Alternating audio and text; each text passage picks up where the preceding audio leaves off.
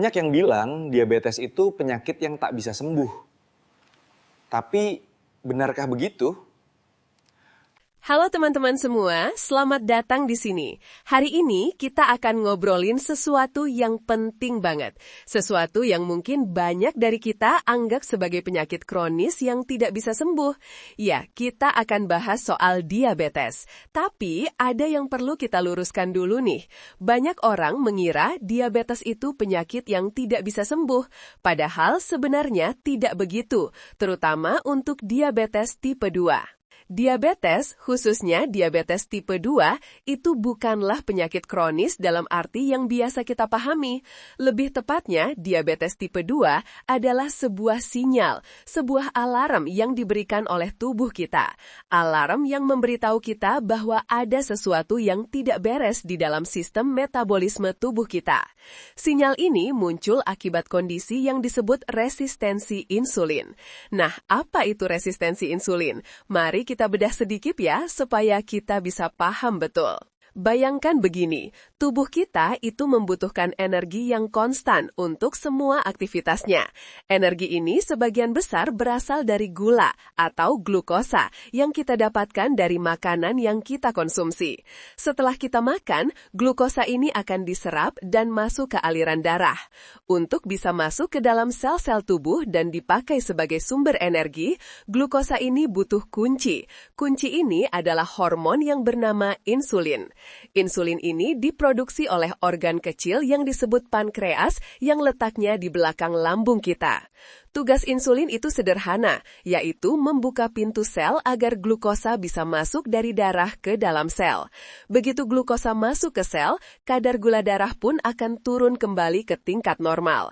Ini adalah proses yang sehat dan alami yang terjadi setiap kali kita makan. Namun, kadang-kadang sistem ini bisa terganggu. Kuncinya yaitu insulin seolah-olah tidak berfungsi dengan baik. Sel-sel tubuh kita jadi bandel atau kebal. Mereka tidak mau merespons insulin dengan semestinya. Ibaratnya, kunci insulin sudah ada, tapi pintu selnya sedikit macet atau bahkan menolak dibuka. Nah, kondisi inilah yang disebut resistensi insulin. Akibatnya, glukosa terus menumpuk di dalam darah. Gula darah jadi tinggi, padahal insulinnya sendiri sudah ada, bahkan mungkin berlebihan. Ini seperti Anda memiliki banyak kunci, tetapi pintu-pintu rumah Anda tidak mau terbuka. Ketika gula darah terus-menerus tinggi dan sel-sel tubuh resisten terhadap insulin, pankreas kita akan melihat kondisi ini sebagai darurat yang harus segera diatasi. Dia akan bekerja lebih keras lagi. Dia akan memproduksi lebih banyak insulin. Tujuannya adalah untuk memaksa pintu-pintu sel agar terbuka, meskipun sel-sel itu enggan, dan akhirnya menurunkan kadar gula darah yang melonjak. Ini seperti Anda mencoba membuka pintu yang macet dengan memutar kunci berkali-kali dan lebih kuat, berharap pintu itu akhirnya terbuka. Tapi lama-kelamaan, jika resistensi insulin ini terus-menerus terjadi, pankreas bisa kelelahan. Dia tidak sanggup lagi memproduksi insulin sebanyak yang dibutuhkan tubuh untuk mengatasi resistensi. Atau bahkan, sel-sel pankreasnya sendiri mulai rusak karena beban kerja yang terlalu berat. Disinilah seseorang didiagnosis menderita diabetes tipe 2. Jadi, intinya diabetes tipe 2 itu bukan karena tubuh kita kekurangan insulin dari awal, tapi karena sel-sel tubuh kita tidak peka lagi terhadap insulin. Dia sudah kebal dengan insulin. Ini beda ya dengan diabetes tipe 1. Kalau diabetes tipe 1, pankreas memang tidak bisa memproduksi insulin sama sekali, karena sistem kekebalan tubuh menyerang sel-sel pankreas dan merusaknya. Tapi fokus kita sekarang adalah diabetes tipe 2, yang erat kaitannya dengan gaya hidup dan bisa kita kendalikan. Nah, sekarang kita sering bertanya, kenapa sih obat-obatan untuk diabetes itu seolah-olah tidak menyembuhkan? Kenapa kita harus minum obat seumur hidup? Jawabannya sederhana. Kebanyakan obat diabetes itu dirancang untuk menurunkan kadar gula darah. Mereka memang efektif dalam melakukan itu. Ada obat yang membantu pankreas memproduksi lebih banyak insulin, ada juga yang membantu sel-sel tubuh lebih peka sedikit terhadap insulin, ada juga yang memperlambat penyerapan gula dari usus ke dalam darah. Semua ini tujuannya adalah agar gula darah tidak terlalu tinggi. Tapi perlu diingat, obat-obatan ini kebanyakan hanya mengatasi gejalanya, yaitu gula darah tinggi. Mereka tidak mengatasi akar masalahnya. Akar masalahnya adalah resistensi insulin. Selama resistensi insulin ini tidak diatasi, tubuh kita akan terus-menerus punya masalah dengan gula darah. Makanya, begitu obatnya berhenti diminum, gula darah bisa naik lagi. Ini bukan berarti obatnya tidak berguna ya. Obat sangat penting untuk mengendalikan gula darah agar tidak terlalu tinggi dan menyebabkan komplikasi serius seperti kerusakan saraf, ginjal, mata, atau bahkan penyakit jantung. Obat memberikan waktu bagi tubuh dan membantu mencegah kerusakan lebih lanjut yang disebabkan oleh gula darah tinggi. Tapi untuk benar-benar menyelesaikan masalahnya, kita perlu melangkah lebih jauh dan fokus pada akar penyebabnya, yaitu resistensi insulin. Jadi, apa solusi utamanya? Solusi utamanya adalah mengatasi resistensi insulin itu sendiri, mengembalikan kepekaan sel-sel tubuh kita terhadap insulin itu. Dan kabar baiknya, ini bisa banget dilakukan. Tubuh kita itu punya kemampuan luar biasa untuk menyembuhkan dirinya sendiri, asalkan kita memberinya kesempatan dan dukungan yang tepat. Kuncinya ada pada pola makan dan gaya hidup sehat. Ini adalah cara alami untuk menormalkan gula darah. Dan yang paling menarik, ini bisa membantu kita mengendalikan bahkan membalikan kondisi diabetes tipe 2. Ini adalah kekuatan yang ada dalam diri kita sendiri, menunggu untuk kita gunakan. Mari kita bahas bagaimana caranya. Ini bukan cuma untuk penderita diabetes tipe 2 saja ya, tapi juga untuk teman-teman yang ingin mencegahnya. Karena mencegah itu jauh lebih baik daripada mengobati. Dan bagi yang sudah didiagnosis, ini adalah jalan untuk kembali sehat dan berenergi. Tips praktis untuk mengatasi diabetes dan mencegahnya. Pertama, fokus pada pola makan yang benar. Ini adalah pondasi utama dari semua upaya kita. Apa yang kita masukkan ke dalam tubuh sangat menentukan bagaimana tubuh kita merespons dan bagaimana kadar gula darah kita berperilaku. 1. Kurangi gula dan karbohidrat olahan secara drastis. Ini adalah pemicu utama resistensi insulin.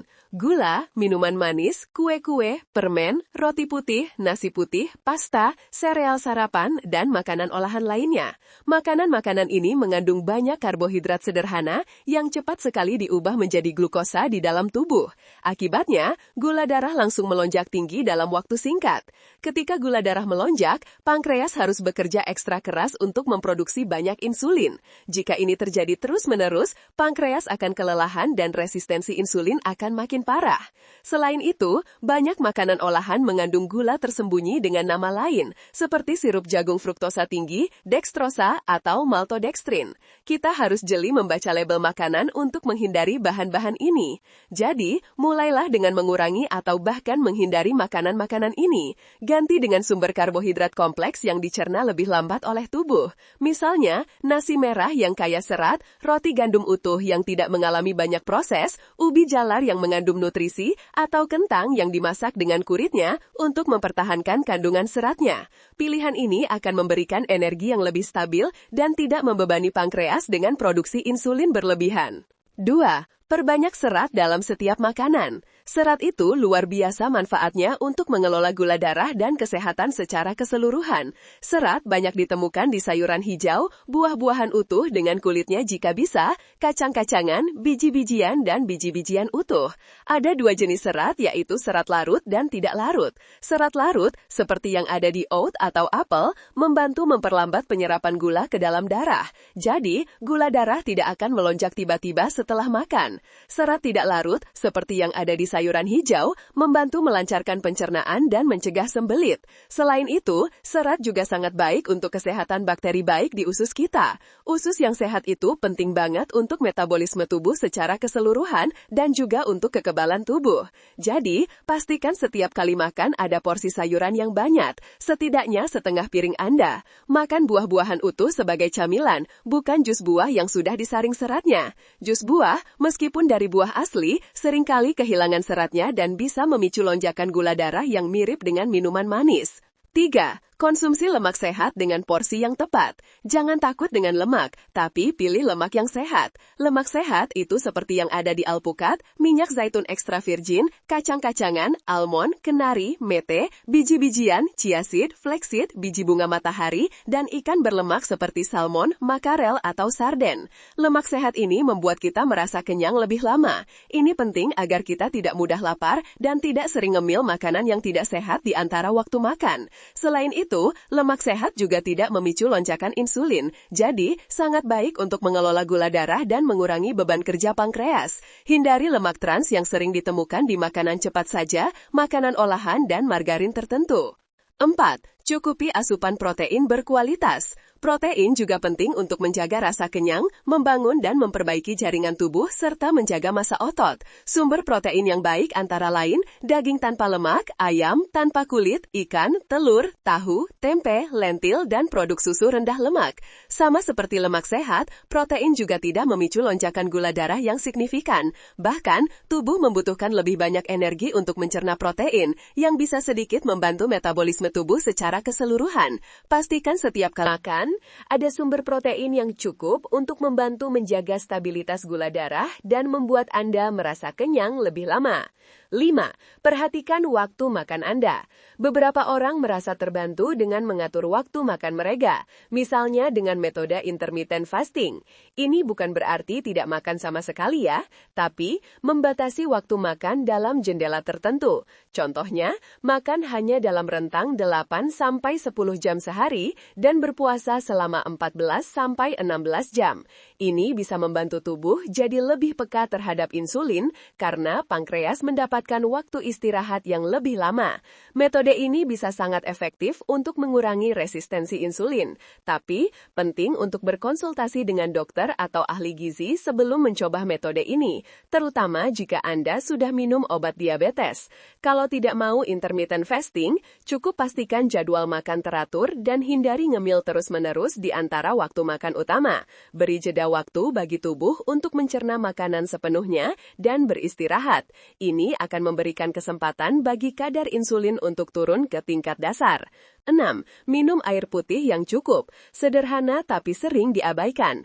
Air putih itu penting untuk semua fungsi tubuh, termasuk metabolisme gula, menjaga hidrasi sel, dan membantu ginjal membuang kelebihan gula dari tubuh melalui urin. Hindari minuman manis, bahkan jus buah kemasan yang seringkali tinggi gula tanpa serat alami. Air putih adalah pilihan terbaik dan paling sehat. Minumlah setidaknya 8 gelas air putih sehari atau sesuai kebutuhan tubuh Anda. Kadang, rasa lapar yang kita rasakan sebenarnya adalah sinyal haus dari tubuh. Kedua, aktif bergerak dan berolahraga secara teratur. Ini bukan hanya soal membakar kalori ya, olahraga punya peran penting dalam meningkatkan sensitivitas insulin dan membantu sel-sel tubuh menyerap glukosa dari darah tanpa perlu banyak insulin. 1.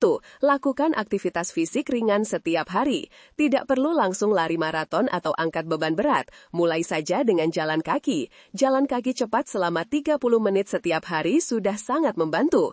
Atau, lakukan pekerjaan rumah tangga yang lebih aktif, naik tangga daripada naik lift, parkir mobil sedikit lebih jauh dari pintu masuk kantor atau pusat perbelanjaan. Intinya, kurangi waktu duduk, bahkan berdiri dan bergerak sebentar setiap jam saat bekerja pun sudah memberikan manfaat signifikan.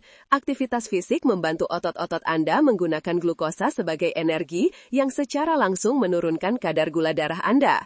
2. Gabungkan latihan kekuatan. Latihan kekuatan seperti angkat beban ringan atau menggunakan berat badan sendiri, misalnya push-up, squat, plank, juga sangat bermanfaat. Otot adalah penyerap glukosa terbesar di tubuh. Semakin banyak otot yang kita punya, semakin baik tubuh kita menggunakan glukosa dan semakin peka terhadap insulin. Latihan kekuatan juga membantu membangun massa otot yang membakar kalori lebih banyak bahkan saat istirahat, sehingga metabolisme tubuh Anda lebih efisien. Lakukan 2-3 kali seminggu dengan istirahat di antaranya untuk pemulihan otot. 3. Konsisten adalah kunci. Kuncinya adalah konsisten. Lebih baik olahraga sedikit setiap hari daripada olahraga berat seminggu sekali lalu tidak lagi. Jadikan olahraga sebagai bagian dari rutinitas harian Anda. Temukan aktivitas yang Anda nikmati agar Anda lebih termotivasi untuk melakukannya secara teratur dan menjadikannya kebiasaan jangka panjang. Ketiga, prioritaskan tidur yang cukup dan berkualitas. Mungkin terdengar tidak berhubungan langsung dengan gula darah, tapi tidur itu sangat krusial untuk kesehatan metabolisme secara keseluruhan. 1. Tidur 7-9 jam setiap malam. Kurang tidur bisa mengganggu keseimbangan hormon yang mengatur nafsu makan dan sensitivitas insulin. Saat kita kurang tidur, tubuh bisa memproduksi lebih banyak hormon stres seperti kortisol. Hormon ini bisa meningkatkan gula darah dan memperburuk resistensi insulin. Selain itu, kurang tidur juga mempengaruhi hormon leptin dan grelin yang mengatur rasa kenyang dan lapar, sehingga kita cenderung makan lebih banyak dan memilih makanan yang tidak sehat karena tubuh mencari energi cepat. 2. Buat rutinitas tidur yang baik. Usahakan tidur dan bangun di jam yang sama setiap hari, bahkan di akhir pekan, untuk mengatur jam biologis tubuh Anda. Ciptakan lingkungan tidur yang nyaman, gelap, tenang, dan sejuk. Hindari layar gadget, ponsel, tablet, TV setidaknya 1 jam sebelum tidur, karena cahaya biru dari layar dapat mengganggu produksi melatonin, hormon tidur alami tubuh. 4. Kelola stres dengan baik. Stres kronis itu bukan hanya bikin pusing kepala ya, tapi juga bisa mempengaruhi gula darah kita secara langsung dan signifikan. 1. Temukan cara efektif untuk rileks. Saat kita stres, tubuh melepaskan hormon seperti kortisol dan adrenalin sebagai bagian dari respons lawan atau lari. Hormon-hormon ini dirancang untuk menyiapkan tubuh menghadapi bahaya. Salah satu efeknya adalah meningkatkan gula darah, supaya tubuh punya energi cadangan untuk menghadapi ancaman. Jika stres ini terus-menerus terjadi dan menjadi kronis, gula darah bisa terus tinggi dan memperburuk resistensi insulin. Coba teknik relaksasi seperti meditasi, yoga, latihan pernafasan dalam, atau lakukan hobi yang Anda nikmati. Mendengarkan musik yang menenangkan, membaca buku, berkebun, menghabiskan waktu di alam, atau bahkan sekedar duduk tenang sambil minum teh herbal tanpa gula. 2. Jangan ragu mencari bantuan. Jika stres terasa sangat berat dan sulit diatasi sendiri, jangan ragu untuk berbicara dengan teman, keluarga, atau bahkan profesional kesehatan mental. Kesehatan mental itu sama pentingnya dengan kesehatan fisik. Mengatasi stres adalah bagian penting dari mengelola diabetes dan menjaga keseimbangan tubuh. Kelima, pantau kesehatan Anda secara berkala dan bekerja sama dengan profesional.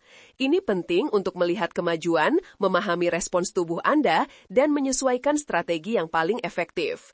1. Periksa gula darah secara teratur. Jika Anda sudah didiagnosis diabetes, penting untuk memantau gula darah sesuai anjuran dokter. Ini membantu Anda memahami bagaimana makanan, aktivitas, dan tingkat stres mempengaruhi tubuh Anda. Catatlah hasil pemeriksaan Anda agar bisa melihat pola dan perubahan dari waktu ke waktu. 2. Konsultasi dengan profesional kesehatan. Jangan ragu untuk berbicara dengan dokter, ahli gizi, atau pelatih kebugaran yang berpengalaman dalam pengelolaan diabetes. Mereka bisa memberikan panduan yang personal, aman, dan sesuai kondisi kesehatan Anda. Mereka bisa membantu Anda membuat rencana makan yang sesuai, rencana olahraga yang efektif, dan memantau penggunaan obat jika masih diperlukan. Pendekatan tim ini akan sangat membantu perjalanan Anda menuju kesehatan yang lebih baik. Teman-teman semua, mengubah gaya hidup itu memang tidak mudah. Ini butuh komitmen, kesabaran, dan konsistensi yang kuat. Akan ada hari-hari di mana kita merasa lelah, tergoda, atau bahkan merasa ingin menyerah. Itu wajar. Tapi percayalah, hasilnya akan sangat sepadan dengan usaha yang Anda lakukan. Bayangkan, Anda bisa mengendalikan kesehatan Anda sendiri, Anda bisa merasa lebih berenergi, lebih sehat, dan mengurangi resiko komplikasi serius dari diabetes. Anda bisa hidup dengan kualitas yang jauh lebih baik. Ingat, setiap langkah kecil itu berarti. Tidak perlu langsung sempurna dalam semalam. Mulai saja dari satu perubahan kecil yang bisa Anda lakukan hari ini. Lalu, tambahkan perubahan lain secara bertahap, begitu Anda merasa nyaman dan siap. Misalnya, hari ini Anda memutuskan untuk mengurangi minuman manis dan menggantinya dengan air putih. Minggu depan, Anda mulai jalan kaki 15 menit setiap hari setelah makan malam. Bulan depan, Anda mulai mencoba makan makan lebih banyak sayuran di setiap piring Anda. Ini adalah sebuah proses yang membutuhkan waktu. Tubuh kita itu luar biasa. Dia punya kemampuan untuk menyembuhkan dan menyeimbangkan dirinya sendiri. Kita hanya perlu memberinya kesempatan, memberinya bahan bakar yang benar, memberinya lingkungan yang mendukung untuk proses pemulihannya. Jangan menyerah, jangan berkecil hati jika ada hari-hari yang sulit atau ketika Anda membuat kesalahan kecil. Bangkit lagi dan teruskan perjalanan Anda. Anda punya kekuatan untuk membuat perubahan positif yang signifikan dalam hidup Anda. Lihatlah ini sebagai sebuah investasi terbaik yang bisa Anda berikan untuk masa depan diri Anda sendiri. Ini adalah investasi untuk kesehatan fisik yang prima, kebahagiaan yang berkelanjutan, dan kualitas hidup yang jauh lebih baik. Ini akan memungkinkan Anda untuk menjalani hidup dengan lebih penuh dan berdaya. Anda tidak sendiri dalam perjalanan ini. Banyak orang yang sudah membuktikan bahwa diabetes tipe 2 bisa dikendalikan, bahkan bisa dipulihkan. Ini bukan hanya cerita, ini adalah kenyataan yang bisa Anda wujudkan dengan tekad dan usaha. Jadi, mulailah hari ini. Ambil langkah pertama, fokus pada apa yang bisa Anda kendalikan. Pola makan Anda, aktivitas fisik Anda, tidur Anda, dan cara Anda mengelola stres. Dengan tekad yang kuat dan konsistensi dalam melakukan perubahan positif ini, Anda bisa mencapai kesehatan yang lebih baik. Anda bisa menormalkan gula darah Anda secara alami. Anda bisa mengambil kembali kendali atas tubuh Anda. Ini adalah perjalanan yang layak Anda perjuangkan dengan sepenuh hati. Semangat ya, Anda pasti bisa.